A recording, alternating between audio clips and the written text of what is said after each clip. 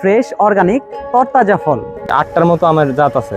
আপনি যদি চিন্তা করেন যে আমার পরিবারকে, আমার সন্তানকে, আমার বাবা মাকে আমি একদম ফ্রেশ ফলটা খাওয়াবো, আপনাকে এই ধরনের গাছ রোপণ করতেই হবে।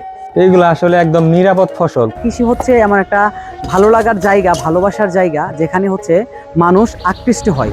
সময় এবং যুগের সাথে তাল মিলিয়ে তরুণরা ধীরে ধীরে কৃষিতে যুক্তেছে। দর্শক, এগুলো হচ্ছে নিরাপদ ফল। পড়াশোনার পাশাপাশি শখের বসে অনেকেই গড়ে তুলেছে ছাদ বাগান।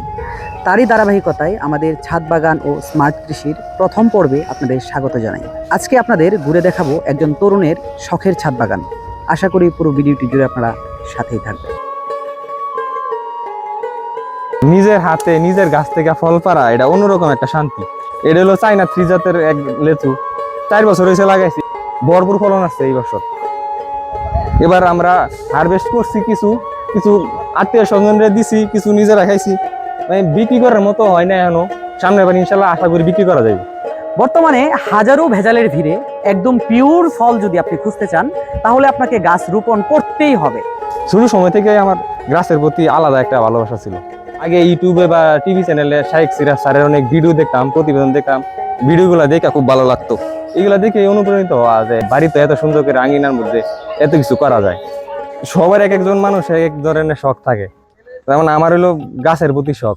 পড়ার পাশাপাশি যতটুকু সময় পাই গাছ লাগাই, গাছের প্রতি আলাদা একটা ভালোবাসা জন্মাইছে।